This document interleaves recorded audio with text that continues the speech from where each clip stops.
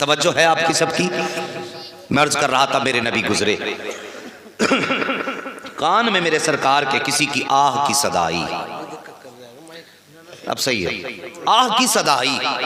आज हमारे मोहल्ले में भी लोग दुख में होते हैं, हम अपने घरों के अंदर चादर ओढ़ के सोते हैं और ये सोचते हैं ये तो उसका हिस्सा है, हमें क्या जरूरत पड़ी है उसका ख्याल करें।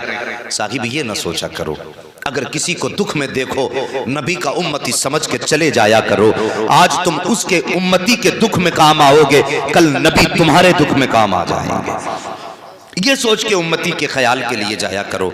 मेरे नबी के कान में एक आह की सदा आई, मेरे नबी के नबूवत वाले कदम वहीं ठहर गए। कारी इरफान साहब तवज्जो फरमाएं और अरबाब मिंबर सभी से दुआओं का तालिब हूँ।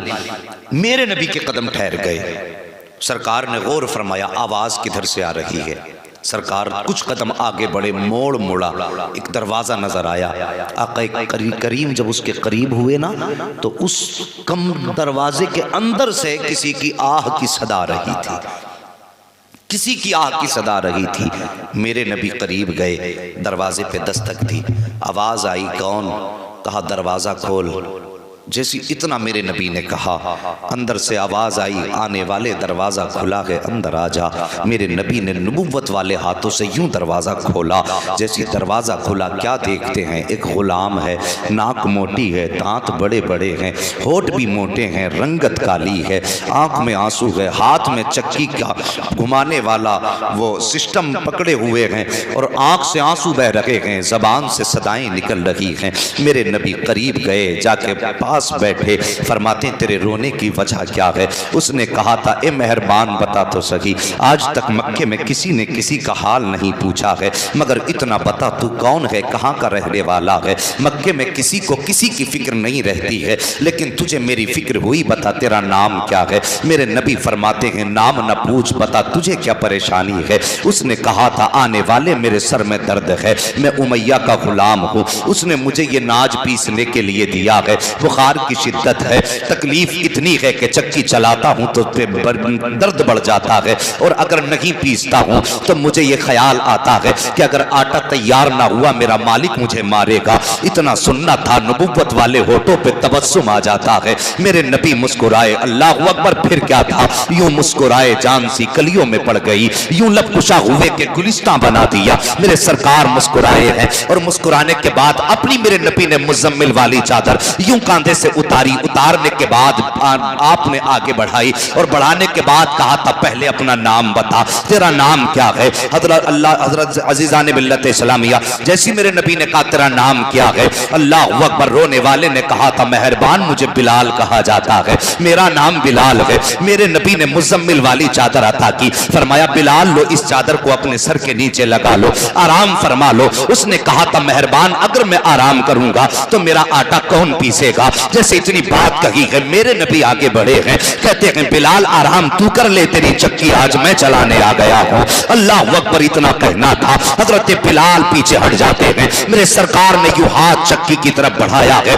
जैसे हाथ चक्की की तरफ गया है, इतने में जिब्रील अमीन आ जाते हैं, कहते आका गुलाम हाजिर है, आपको चक्की चलाने की जरूरत नहीं है, हुक्म दीजिए आज जिब्रील चक्की चलाएगा। मेरे नबी ने फरमाया था बिलाल पीछे हट जा, आज जिब्रील पीछे हट जाओ, आज तुम्हें चक्की नहीं चलानी है, बल्कि आज मोहम्मद को खुद चक्की चलानी है। कहा किस लिए? मेरे नबी ने फरमाया था जिब्रील आज सिर्फ चक्की के पार्ट नहीं घुमाने हैं, बल्कि किसी का दिल भी मोहम्मद की तरफ घुमाना है। इतना कहा था, मेरे नबी ने चक्की चलाई है, आटा तैयार हो गया, फरमाते बिलाल आराम करो।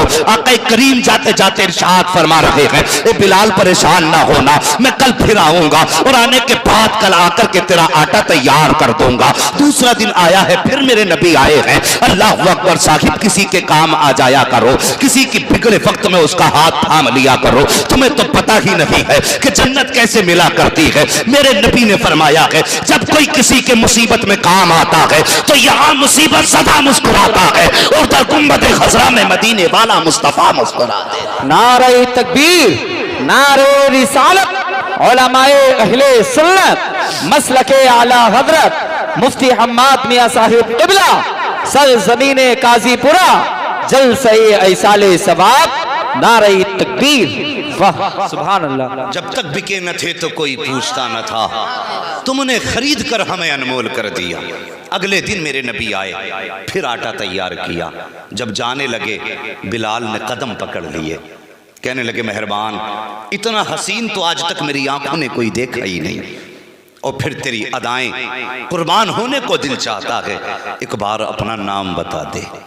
अल्लाह अकबर। इतना हजरत बिलाल ने कहा। मेरे नबी ने फरमाया बिलाल परेशान ना हो, मैं कल फिर आऊँगा और कल आकर के अपना नाम बताऊँगा। अगले दिन मेरे नबी फिर आए हैं, फिर बिलाल का आटा तैयार किया है। फिर जब जाने लगे बिलाल ने कहा मेहरबान वादा किया था, नाम तो बताओ। मेरे नबी फरमाते हैं बिलाल अना मुहम्मदुर रसूलुल्लाह, मुझे मुहम्मदुर रसूलुल्लाह कहा जाता है। जैसे इतना कहा था हजरत बिलाल ने सुना, सुनने के बाद आगे बढ़े, कदम पकड़े, कहने लगे मेहरबान सिर्फ चक्की न चला के जा, बिलाल को भी अपना गुलाम बना के चला जा।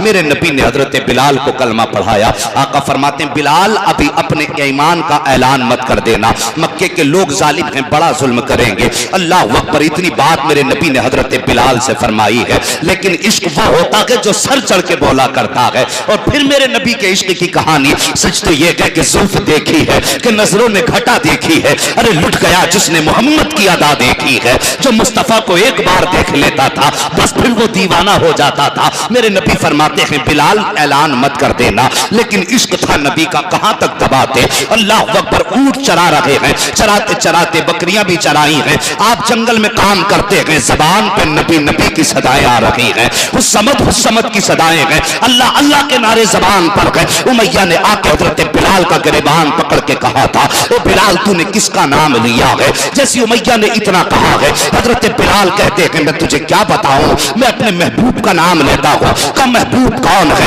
कब मेरे महबूब का नाम मोहम्मद रसूलुल्लाह है। इतना सुनना था। उमैया ने कहा था मैं तेरे टुकड़े कर दूंगा, तेरी जान ले लूंगा। हजरत बिलाल ने कहा था ओ जालिम तू चाहे जो चाहे सलूक कर ले, तू जान ले सकता है, खून निकाल सकता है बदन का, लेकिन दिल से मुस्तफा का नाम नहीं निकाल सकता है। कब मैं तेरा आका हूं, तू मेरा नौकर है, मानता क्यों नहीं। तब बिलाल ने बड़ा प्यारा जवाब दिया था और कहा था सुन उमैया तेरी हुकूमत बिलाल के बदन पे चलती है और नबी की हुकूमत बिलाल के दिल पे चला कर। वाह वाह वाह वाह वाह वाह, सुभान अल्लाह सुभान अल्लाह सुभान अल्लाह, माशा अल्लाह माशा अल्लाह। और आला हजरत बोले ऐ इश्क तेरे सदके जलने से छुटे सस्ते, जो आग बुझा देगी वो आग लगाई, जल भी उठ दम घुटने लगा जालिम क्या धूनी रमाई है, दम घुटने लगा जालिम क्या धूनी रमाई है। साकिब हजरत बिलाल, अब फिर कौन सा जुल्म हजरत बिलाल पे ना हुआ। नबी के इश्क की कितनी बड़ी कीमत चुकाई है हजरत बिलाल ने। हम अपनी किस्मत को देखें, अल्लाह अकबर, हम पैदा हुए, कान में आकर के इमाम ने अजान पढ़ दी, हो गए मुसलमान, टोपी ओढ़ी गोश्त खाने लगे, बन गए मुसलमान। ना तो हमारा दीन पे कुछ लगा है, ना हमने नबी के इश्क के बदले में पत्थर खाए हैं, ना हमने नबी के इश्क के बदले में कोड़े खाए हैं, ना हमें तपती हुई आग पर लिटाया गया है। तो हमें मालूम ही क्या हो इश्क मुस्तफा की मस्ती क्या होती है। हजरत बिलाल से कोई जाकर के पूछे बता इश्क मुस्तफा की मस्ती क्या है। अल्लाह अकबर। हजरत बिलाल को तपते हुए कोयलों पे लिटाया जाता, आपकी खाल जलती, चर्बी पिघल के कोयलों पे गिरती, वो बुझ जाया करते थे चर्बी से। फिर हजरत बिलाल के जख्मों पे नमक मिर्च डाला जाता था। अल्लाह अकबर। ये जुल्म हजरत बिलाल पे हो रहे हैं। एक दिन उमैया ने कहा कि बिलाल महबूब का नाम नहीं छोड़ेगा, कान नहीं छोड़ूंगा। उसने हजरत बिलाल का हाथ पे हाथ रखा और अपने तख्त के पाए के नीचे रखे दोनों हाथ, और उसके बाद उस तख्त पे लेट गया। अल्लाह अकबर। आपके हाथ फटे, खून बहने लगा हाथों से,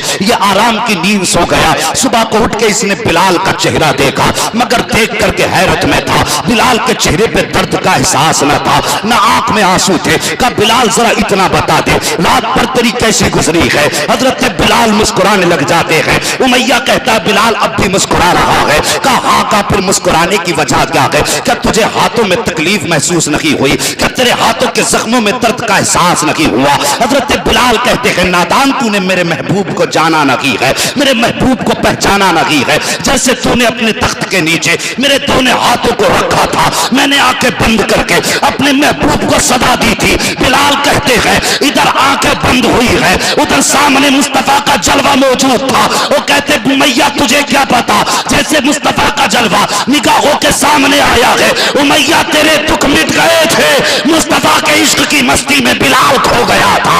कल सुबह हो गई थी लेकिन जलवा नजरों में था। तभी तो आला हजरत ने कहा है जब आ गई है जोशे रहमत पे उनकी आंखें जलते बुझा दिए गए, रोते हंसा दिए। नारे तकबीर, नारे रिसालत, उलमाए अहले सुन्नत, मसलके आला हजरत, मसलके आला हजरत मुफ्ती हम्माद मियां साहिब क़िबला सरजमीने काजीपुरा। नारे तकबीर। वाह वाह वाह वाह। थके तो नहीं है? सुभान अल्लाह। जरा सारे बोलते हैं या रसूल अल्लाह। अल्लाह सलामत रखे। अब लगता है कि महफिल मदीने की तरफ चलने लगी है। तवज्जो करो, ये बिलाल हर कीमत चुकाई बिलाल ने, हर जुल्म हजरत बिलाल पे हुआ, लेकिन वाह रे बिलाल तेरी किस्मत पे कुर्बान जाए। किसी ने कहा था बिलाल तुझ पर निसार जाऊं कि खुद नबी ने तुझे खरीदा। नसीब हो तो नसीब ऐसा, गुलाम हो तो गुलाम ऐसा। हजरत अबू बकर सिद्दीक एक दिन गुजर के जा रहे हैं, हजरत बिलाल पे जुल्म हो रहे हैं, कोड़े बरसाए जा रहे हैं। आए नबी की बारगाह में, रास्ते ही में पहले हजरत बिलाल को देखा। देखने के बाद नबी की बारगाह में आए, कहते हैं आका आज मैंने बिलाल पे जुल्म होते देखा है। लोग हजरत बिलाल को घसीट रहे थे, कोड़े मार रहे थे, लेकिन बिलाल की जबान पर आपका नाम था। मेरे नबी ने फरमाया काश कोई बिलाल को खरीद पाता। इतना अबू बकर सिद्दीक ने सुना, यार यार हो तो ऐसा मुस्तफ़ा का, यारे गार देखो। सुभान अल्लाह। आज मदरसों के नाम पे कारी इरफान कहते हैं कि साहब मदरसे में प्लास्टर होना है, कारी नासिर कहते हैं 10 बच्चों के खाने का इंतजाम होना है। आदमी पेट पकड़ के बैठ जाता, अगर 10,000 दे दिए तो बच्चे कैसे पलेंगे। और वो कैसे आशिक थे यार, सब कुछ मुस्तफ़ा के लुटा के कहते थे हक तो ये है कि हक अदा ना हुआ। सब कुछ लुटा के फिर भी कहते थे मुस्तफ़ा की गुलामी का हक अदा ना कर पाए। कैसे आशिक थे। मेरे नबी ने फरमाया काश कोई बिलाल को खरीद पाता। इतना सुनना था, अबू बकर चलना शुरू कर देते हैं। आका फरमाते हैं अबू बकर किधर जा रहे हो? कहा सरकार बिलाल को खरीदने जा रहा हूँ। इतनी बात कही ना, बिलाल को खरीदने जा रहा हूँ, नबुव्वत की आंखें बरसने लग गई। कहते हैं फिर ऐसा कर अबू बकर मेरा भी हिस्सा उसमें शामिल कर लेना, मेरा भी हिस्सा बिलाल की खरीदारी में शामिल कर लेना। साकिब सारी जिंदगी हम नबी नबी कहते रहे तो क्या होता है? मजा तो तब है सारी जिंदगी हम ये कहें नबी हमारे हैं, कुछ नहीं होता। मजा तब है जब वो एक बार ये कह देंगे सब मेरे हैं, तब बात बनती है। जब वो कह दें ये मेरे हैं तब बात बनती है। हमारे कहने से क्या होता है? नसीब हजरत बिलाल का। हजरत अबू बकर सिद्दीक कहते हैं आका हिस्से की बात करते हैं, अबू बकर का माल भी आपका है, अबू बकर की जान भी आपकी है। पहुंचे ओ यार इश्क पैदा करो दिलों में, इश्क जवानों बच्चों, नबी का इश्क पैदा करो। नबी से ज्यादा कायनात में हमारे लिए कुछ भी नहीं। अगर कोई ये कहे नबी के नाम पे सर कटाने के लिए तैयार हो तो खड़े हो जाओ कि हाँ नबी के नाम पे टुकड़े टुकड़े होने को तैयार हैं। नबी के एक आशिक को जब एक मुल्क में पकड़ा गया और यहूदियों ने पकड़ने के बाद कहा था मुस्तफ़ा का इश्क छोड़ दे, उनका नाम लेना छोड़ दे, तुझे यहाँ की हम गवर्नरी भी देंगे, दौलत भी देंगे। उसने कहा था पूरी दुनिया ला के कदमों पे डाल दो, मैं अपने नबी को नहीं छोड़ सकता हूँ। कहा फिर मरने के लिए तैयार हो जाओ। कहा तैयार हूँ। तो उनके हाकिम ने, बादशाह ने हुक्म दिया था कि इस नबी के चाहने वाले को पैरों की तरफ से काटना ताकि तड़प तड़प के मरे। लिटाया गया, पैरों की तरफ से छोटा छोटा काटा गया, लेकिन हर जख्म पे मुस्कुराते थे। जब टुकड़े होते थे ना पैरों के तो मुस्कुराते थे। उन्होंने कहा था ताज्जुब है तुझे कौन सी घुट्टी नबी ने पिलाई है तेरे कि एक सुई चुभ जाए तो चीख निकल जाती है, तेरे टुकड़े हो रहे हैं तो मुस्कुरा रहा है। उसने कहा था मैं मुस्कुरा इस बात पे रहा हूं मेरे रब का शुक्र है कि मुझे पैरों की तरफ से काटा जा रहा है। तो पैरों की तरफ से कटते कटते गले तक तो बहुत देर में आओगे, कम से कम इतनी देर तक महबूब के नाम लेने का तो मौका मिल गया। ये इश्क थे उनके यार, ऐसे आशिक थे। का कम से कम इतना तो हुआ कि मुझे ज्यादा देर तक नाम लेने का मौका मिला। हजरत बिलाल उठे हैं, हजरत अबू बकर सिद्दीक उठे हैं, वहां पहुंचे जहां पे उमैया हजरत बिलाल को मक्के के जवानों से पिटवा रहा था। जाने के बाद कहते उमैया कहा क्या? कहा इस गुलाम को बेचोगे? उसने कहा इसे कौन खरीदेगा, ये काला है, हबशी है, इसके नाक नक्श निगार सब बेकार हैं, इसे कौन खरीदेगा? हजरत अबू बकर ने इतना सुना, फरमाते इसे अबू बकर खरीदेगा। वो हंसा और हंस के कहा क्या कीमत दोगे? कहा मांग क्या मांगना चाहता है? उसने कहा 100 दिरहम। जैसी आपने सुना 100 दिरहम, फरमाया मंजूर है। फिर उसके बाद उसने सोचा रे ये तो 100 में खरीदने तैयार है। उमैया ने जबान बदल दी, कहा नहीं 100 में नहीं बेचूंगा। कहा फिर कितने? कहा 200। आपने फरमाते मंजूर है। उसने 200 का सौदा कैंसिल किया, बात 500 दिरहम पे आ गई। हजरत अबू बकर सिद्दीक कहते ये भी मंजूर है। फिर 500 भी खत्म किए, 1000 पे सौदा आ गया। कहता नहीं जी मैं 1000 में बेचूंगा। अबू बकर कहते ये भी मंजूर है। जब इतनी बात कही वो कहता नहीं मैं इसको ऐसे नहीं कहा। फिर कहा मुझे इतने औकिया सोना चाहिए। कहा वो भी मंजूर है। कहने लगा भी मंजूर? कहा हाँ। कहा ऐसे नहीं बेचूंगा। कहा कैसे? कहा आपका जो ये खूबसूरत गुलाम है बदले में ये भी देना पड़ेगा। अबू बकर सिद्दीक कहते हैं ये भी मंजूर है। अल्लाह अकबर, काले के बदले में गोरा गुलाम दिया है, सोना भी दे रहे हैं और 1000 दिरहम हजरत अबू बकर सिद्दीक दे रहे हैं। जब बिलाल का हाथ पकड़ के अबू बकर चले गए तब उमैया ने आवाज दे के कहा था अबू बकर मैं समझता था कि मक्के में कोई तुमसे समझदार ताजिर नहीं है, मैं समझता था होशियार ताजिर हो, लेकिन आज पता चल गया है कि तुमसे ज्यादा बेवकूफ कोई ताजिर नहीं है। आपने फरमाया किस लिए? और उसने कहा था अगर तुम होशियार होते तो इस तरह मक्के के बाजार में लुट के न जाते। अबू बकर सिद्दीक मुस्कुराए हैं और मुस्कुरा के फरमाते हैं नादान में लुट के नहीं जा रहा हूं, बल्कि आज तक अबू बकर ने अपनी जिंदगी में इतना बड़ा मुनाफा कभी हासिल नहीं किया है जितना आज बेहतर सौदा अबू बकर लेकर के जा रहा है। तब उमैया ने कहा था तुम सौदे की बात करते हो, अल्लाह अकबर। अबू बकर कहते हैं सुन ले बात यह है कि अबू बकर लूट के नहीं जा रहा है बल्कि मक्के के पूरे बाजार को लूट के लेकर के जा रहा है। जैसे इतना उमैया ने सुना था कि अबू बकर बताओ तो सही कहना क्या चाहते हो? अबू बकर कहते हैं सुन बात यह है तूने कीमत बहुत थोड़ी लगाई है, इसकी कीमत बहुत थोड़ी लगाई है। नादान अगर तू इसकी कीमत आज अबू बकर की जान से लगा देता तो मैं जान दे देता, लेकिन बिलाल को खरीद के लेके जाता। तब उमैया ने कहा था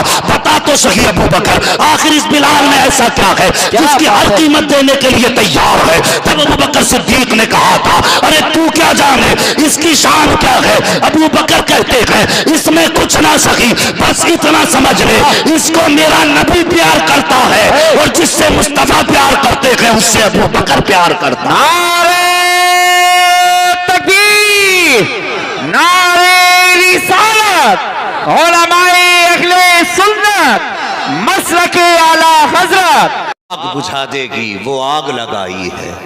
यार गार ने बिलाल को खरीदा, चलने की ताकत नहीं थी।